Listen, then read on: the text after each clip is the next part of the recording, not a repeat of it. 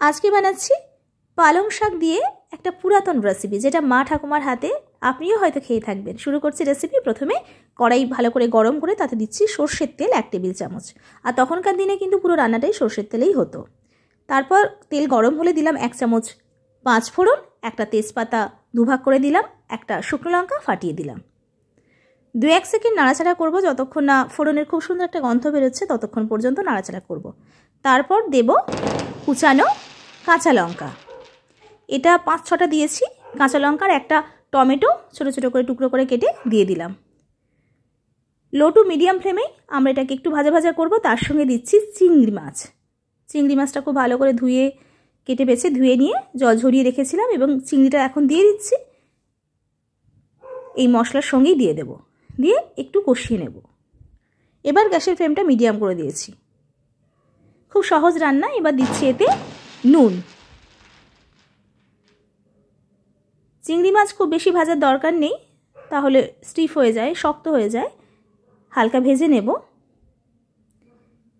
এবার দেব হলুদ গুঁড়ো 1 চামচ, জিরে গুঁড়ো 1 চামচ, ধনে গুঁড়ো 1 চামচ, লঙ্কা গুঁড়ো 1/2 চামচ। কাঁচা লঙ্কা দিয়েছি তাই লঙ্কাটা এখন একটু কম দিলাম, আপনারা যেমন ঝাল খাবেন তেমন দেবেন। সব গুঁড়ো মশলা দিয়ে একটু কষিয়ে নিচ্ছি 2-1 সেকেন্ডের জন্য। তারপর এর মধ্যে দেব মূলো।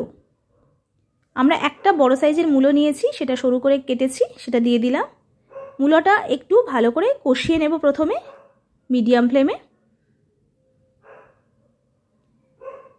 মশলার সঙ্গে মূলোটা কষানো হয়ে গেলে তারপর আমরা এর মধ্যে দেব শিম। শিমগুলো আমি 2 থেকে 3টে টুকরো করে কেটেছি এক একটা শিম। শিমগুলো দিয়ে খুব ভালো করে কষিয়ে নিতে হবে।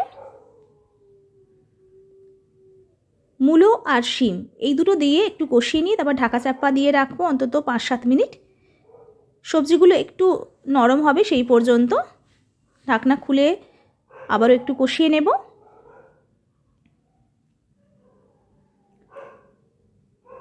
এবার এর মধ্যে দিয়ে দেব টুকরো করে কেটে রাখা বেগুন।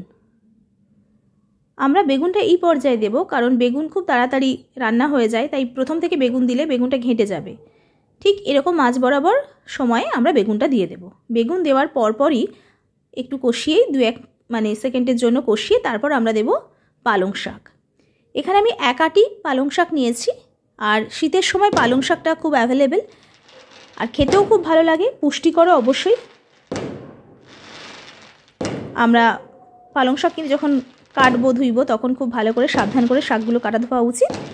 নুন দিয়ে দিলাম শাকের পরিমাণ অনুযায়ী। আর শাকটা আমি ধুয়ে জল ঝরিয়ে রেখেছিলাম। আর যখনই যে শাকই আপনি কাটবেন সেটা কাটার পর একটু জলে ভিজিয়ে রাখবেন, অনেক সময় মাটি টাটি থাকে, তার জন্য বারবার একটু ধুয়ে নিতে হবে। এবার কষিয়ে দিচ্ছি ভালো করে। খুব সহজ রান্না, খুব এক্সট্রা কিছু দরকার হয় না, কিন্তু টেস্টটা খুব ভালো হয়। সমস্ত কিছু ভালো করে মিশিয়ে দেওয়ার পর এবার আমরা আবারও ঢাকা চাপা দেব, যাতে যে পালং শাকটা দিয়েছি সমস্ত সবজির সঙ্গে নরম হয়।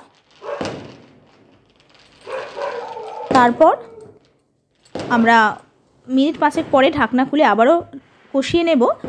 দেখব পালং থেকে জল ছেড়েছে।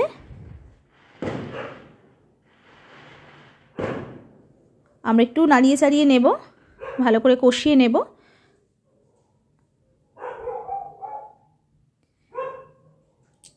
এই রান্নাটা আমার ভীষণ ভালো লাগে খেতে, কারণ পালংয়ের সঙ্গে চিংড়ি মাছ বা আমি যা কিছু দিয়েছি সেগুলো দিয়ে কিন্তু বেশ জমজমাট একটা সবজি রেসিপি তৈরি হয়। এবার আদা দেব 1 চামচের থেকেও কিন্তু কম, দেখতেই পেলেন 1/2 চামচ মতো আদা দিচ্ছি। এই পর্যায়েই আদাটা দেব, যাতে আদার একটা সুন্দর গন্ধও থাকে। আবারও ভালো করে কষিয়ে নেব।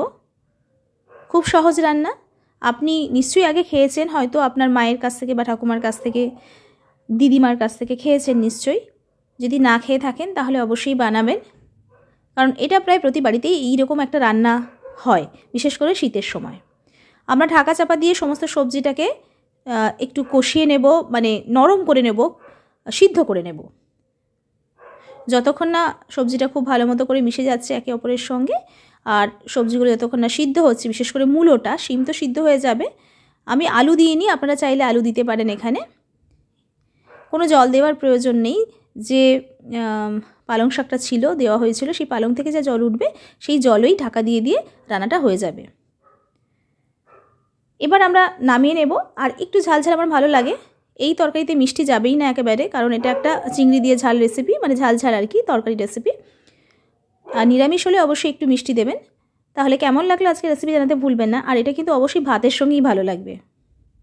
এরকম রান্না যদি আপনি পেতে চান অবশ্যই শিউলির হেঁসেল দেখুন। আমরা অনেক সময় নতুন নতুন অনেক কিছু রান্না করি, কিন্তু কিছু রান্না যেটা একেবারে অথেন্টিক, যেটা পুরানো রান্না, মায়ের কাছ থেকে শেখা, আমাদের পূর্বপুরুষদের কাছ থেকে শেখা, সেই রান্নাগুলোকে আমরা অবশ্যই বাঁচিয়ে রাখবো। আর সেটার টেস্টটা কিন্তু অপূর্ব হয়। এতক্ষণ সঙ্গে থাকার জন্য অনেক ধন্যবাদ। যাওয়ার আগে একটা ছোট্ট রিকোয়েস্ট, যদি ভালো লাগে অবশ্যই সাবস্ক্রাইব করবেন শিউলির হেঁসেল। আমাদের আরও চ্যানেল শিউলিস মোটিভেশনাল ভাবে চোখ রাখবেন। শিউলির গান কবিতা দেখবেন। নমস্কার।